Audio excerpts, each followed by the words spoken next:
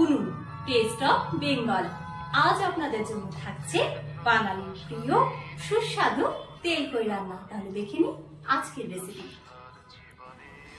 তেলকই বানানোর জন্য সব প্রথমে কড়াইতে খুব ভালো করে তেল গরম করছি। এখানে আমি হাফ কাপ মতন তেল নিয়েছি আর ধুয়ে রাখা কই মাছে নুন হলুদ মাখিয়ে অল্প আঁচে আমরা কই মাছটা ভেজে নেব। তেলকইয়ের জন্য কই মাছকে খুব কড়া করে ভাজবো না, অল্প করে ভাজবো, মানে একদম অল্পও হবে না আবার একদম কড়াও হবে না, মাঝামাঝি পর্যায়ে কই মাছটা ভাজা হবে।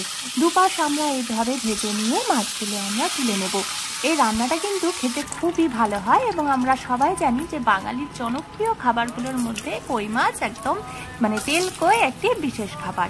মাছ ভাজা হয়ে গেলে ওই তেলে আমরা তেজপাতা, কালো জিরে আর শুকনো লঙ্কা ফোড়নে দিয়ে দিলাম।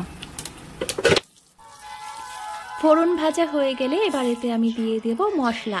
তেলকই বানানোর জন্য আর অন্য কোনো মশলা না, দিতে হবে শুধু জিরে আদা আর কাঁচা লঙ্কা বাটা।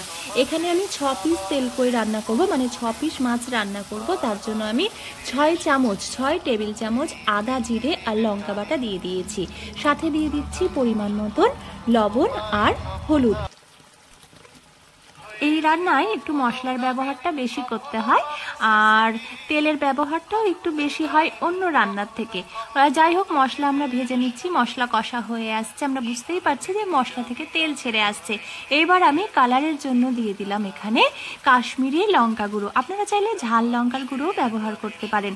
আপনারা যারা ভিডিওটা দেখছেন তাদের যদি ভালো লেগে থাকে তাহলে ফেসবুক, ইনস্টাগ্রামেও কিন্তু উনুন টেস্ট অফ বেঙ্গলকে আপনারা লাইক করতে পারেন, শেয়ার করতে পারেন। মশলা থেকে একদম তেল ছেড়ে এসেছে আর শুকনোও হয়ে এসেছে, অর্থাৎ আমাদের মশলা পুরোপুরি ভাজা হয়ে গেছে। এবার আমরা ঝোলের জন্য 1 গ্লাস জল দিয়ে দিলাম এখানে। তেলকইয়ে কিন্তু ঝোল খুব বেশি হয় না, আবার একদম গা মাখাও হবে না। তবে মাছটা যেহেতু খুব কড়া করে ভাজিনি, মাছটা বেশ কিছুক্ষণ সেদ্ধ করব। ঝোল ফুটে উঠলে তাই আমরা ভেজে রাখা মাছটা দিয়ে দিচ্ছি। মাছ দেওয়ার পর আমরা কিছুক্ষণের জন্য কিন্তু ঢাকাও দিয়ে দেবো।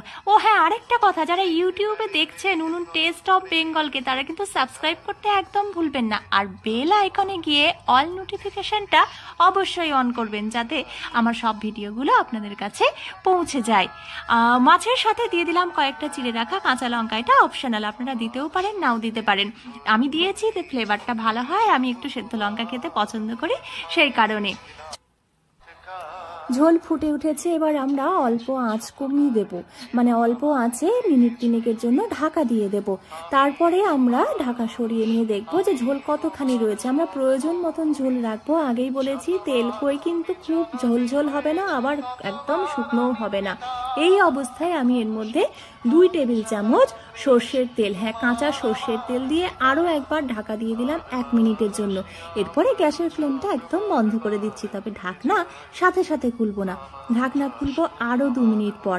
তারপরেই হয়ে যাবে একদম রেডি আমাদের তেলকই। দেখতেই পাচ্ছেন রংটা কি ভালো হয়েছে। তেলকই যেমন সুস্বাদু হয় তেমনি কিন্তু দেখতেও খুব সুন্দর হয়। কথাই বলে না, আগে দর্শনধারী পরে গুণ বিচারি, ব্যাপারটা যেন তাই না, মানে ব্যাপারটা ঠিক তাই নয়, মানে যেমন দর্শনধারী তেমনি কিন্তু গুণ বিচারি। তেলকই যেমন সুন্দর দেখতে তেমনই খেতে। আমাদের গরম গরম তেলকই রেডি হয়ে গেছে। আপনাদের কেমন লাগলো আপনারা জানাবেন। ভিডিওটা যারা এতক্ষণ দেখলেন তাদেরকে কিন্তু জানাই আমি অসংখ্য ধন্যবাদ। এবার তো পরিবেশনের পালা। ভিডিওটা ভালো লেগে থাকলে অবশ্যই কিন্তু শেয়ার করবেন। ভিডিওটা দেখে আপনারা বুঝতেই পারছেন যে তেলকই রান্না কতখানি সহজ।